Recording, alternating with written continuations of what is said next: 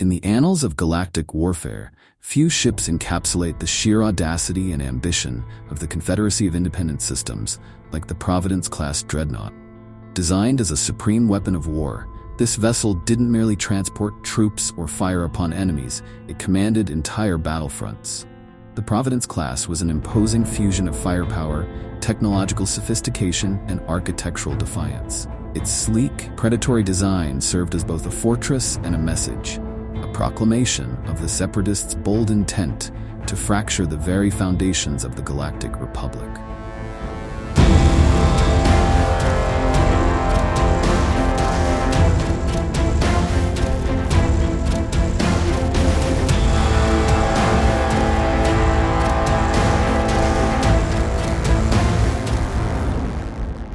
History and purpose. Commissioned at the height of the Clone Wars, the Providence Class was crafted by the Freedac Volunteers Engineering Corps, a team of Mon Calamari and Quarren engineers hailing from the watery world of Mon Cala. This design reflected an innate understanding of large-scale naval conflict, an expertise honed in their own oceanic conflicts back on Mon Cala. While much of the Separatist fleet was comprised of hastily produced droid-controlled ships, the Providence was different, a calculated piece of warfare engineering. Designed not merely to engage, but to dominate, it was entrusted to only the most elite of the CIS, with notable commanders like the cybernetic General Grievous making this dreadnought their flagship. Its most infamous model, the Invisible Hand, would carve a legacy of terror across the galaxy, symbolizing the ruthless tenacity of the Separatist cause. Physical design and aesthetic. Spanning a staggering 1,088 meters in length, the Providence-class dreadnought boasted a uniquely elongated spearhead design that maximized both agility and armor distribution. The ship's dorsal and ventral plating was reinforced with composite armor, a dense material designed to withstand punishing barrages from Republic capital ships. At a glance, its sleek blue-gray plating gave an impression of elegance, but a closer look would reveal the finely tuned military design. Tapered surfaces optimized for deflecting energy blasts, angular fins that housed sophisticated sensors, and an arrangement of subsystems that minimized external weaknesses.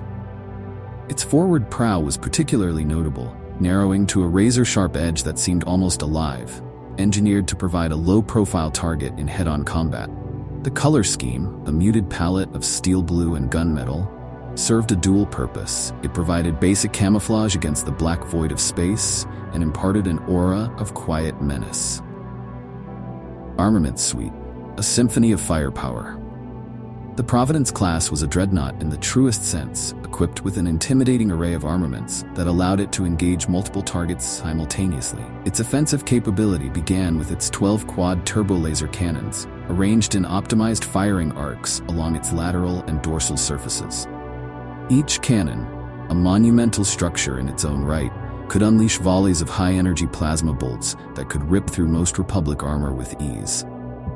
These turbolasers operated on an advanced cooling and recharging system, enabling them to maintain a steady rate of fire in prolonged skirmishes. Supporting the primary battery were 34 dual laser cannons, each strategically placed for near-complete field coverage, enabling the Providence to swat away starfighters and smaller ships like mere pests. Then came the heavy ion cannons, an arsenal of energy disruptors capable of overloading shields and rendering Republic systems useless. Unlike standard blasters, these ion cannons emitted concentrated bursts of ionic energy, which could immobilize even the most resilient cruisers.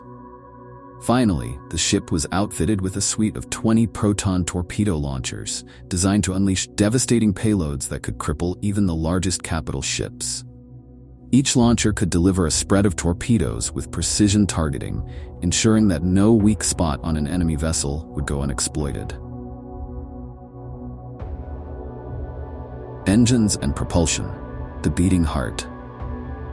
The Providence-class dreadnought was propelled by a pair of Jimon 8 ion engines, hyper-efficient powerhouses capable of accelerating this 1,088-meter behemoth with surprising agility.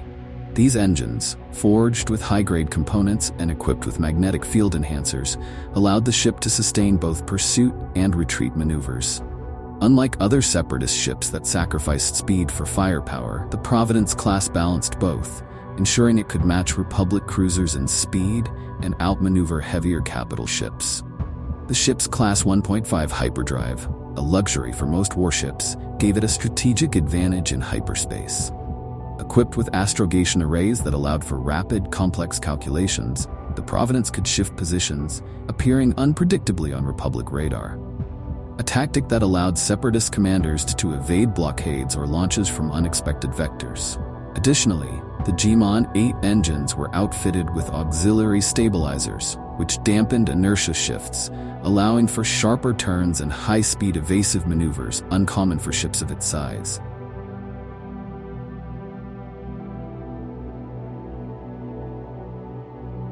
Bridge and Command Center, the nexus of control. The bridge of the Providence class was designed to be both imposing and functional, embodying the cold, calculating nature of the droid armies it often controlled. The main command bridge, an expansive chamber filled with holographic displays and tactical interfaces, was lined with control stations operated by a mix of tactical droids and highly specialized battle droid brains. From this elevated command center, CIS officers had a panoramic view of their battlefield. A psychological tool as much as a practical one. Every interface on the bridge was optimized for rapid response. Real-time data feeds from reconnaissance droids, advanced targeting matrices, and layered shielding displays allowed for the kind of split-second decision-making required in chaotic engagements.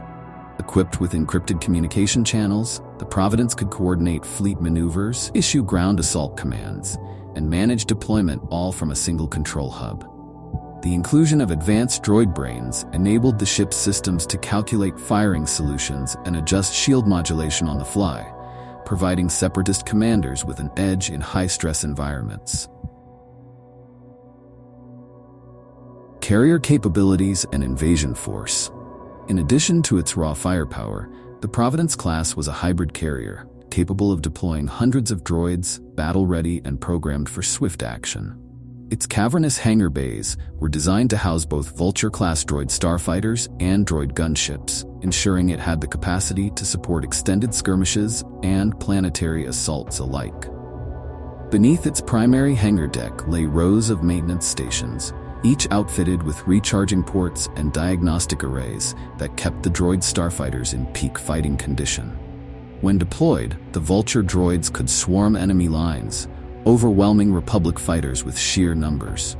Meanwhile, gunships could transport ground forces to planetary surfaces, staging invasions directly from orbit. This combination of air superiority and ground assault capability made the Providence class a truly multifaceted threat.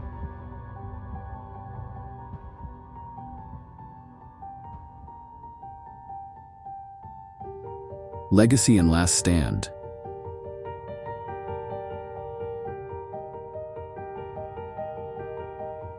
From the Battle of Bothawui to the infamous Siege of Coruscant, the Providence-class dreadnought became a staple in separatist assaults. Its most notorious incarnation, the Invisible Hand, led by General Grievous, would cement the ship's terrifying reputation across countless battles. And yet, even a ship of this caliber could not escape the tides of war. During the Battle of Coruscant, the Invisible Hand's fateful confrontation with Republic forces would mark its end, culminating in a decisive clash that would bring down this once mighty vessel.